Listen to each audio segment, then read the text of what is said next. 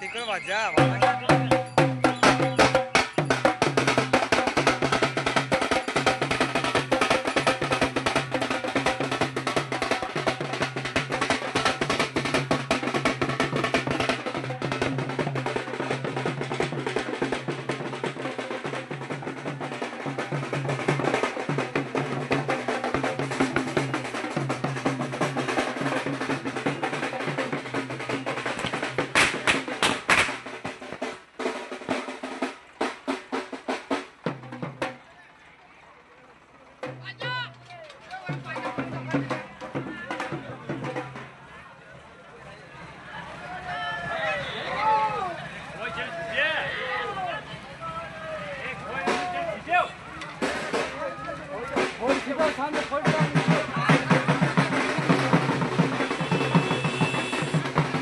বছর বয়স। হ্যাঁ, তো আমাদের এটা আগে থাকতে ভাবনা ছিল যে হ্যাঁ, যে ঠাকুমা মারা গেলে সবাই মিলে আনন্দ করব। হ্যাঁ, যে বাজি ফুটাবো, বায়না বাজাবো, এই করে আনন্দটা করব। হ্যাঁ, আর ঠাকুমা নিজে বলে গিয়েছিল যে তোরা আনন্দ করিস, আমার নিয়ে শেষ ইচ্ছা ছিল ঠাকুমায়ের যে তোরা নিয়ে আনন্দ করিস। হ্যাঁ, কখন মারা গিয়েছিল?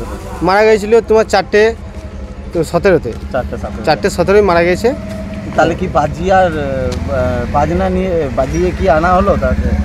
হ্যাঁ, সেটা কি বাজার থেকে নিয়ে আসা হয়েছে, তারপর সবাই মিলে আলোচনা করে ফাটানো দায়িত্ব নিয়েছি পাড়া গ্রাম মিলে। তাহলে হ্যাঁ, নাতি নাচ জামাই সবাই আছে, সবাই নিয়ে আনন্দতে আছি। হ্যাঁ, আনন্দতে ঠাকুমা সবাই আনন্দতে ঠাকুমাতে আনন্দ করে নিয়ে।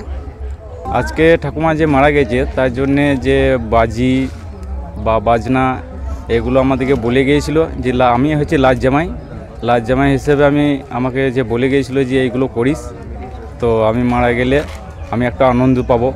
তো সেই হিসেবে আমরা এই আনন্দ উপভোগ আজকে করেছি। তো এইগুলো করার জন্য আমরা আজকে খুব আনন্দিত। এটা কি তার শেষ ইচ্ছা বলে? এই শেষ ইচ্ছা তার এটা ছিল, সে আমাদেরকে এটা বলেও গিয়েছিল। কীভাবে আয়োজন করা হয়েছে? আয়োজন করা হয়েছে বলতে আমাদেরকে লাজ জামাই লাতি যেগুলো ছিল আজকে সেই হিসাবে আমাদেরকে বলে গিয়েছিলো যে তোমরা আজকে একটু আনন্দ করো, যে আমি মরে গেলে যেন আমাকে শেষ যাত্রা পর্যন্ত আনন্দিত দিয়ে আমাকে উদ্ধার করো। সবাই একসাথে হয়ে? হ্যাঁ, সবাই একসাথে হয়ে নাতি নাচ জামাই মিলে মোটামুটি আমরা 15-16 জন আছি।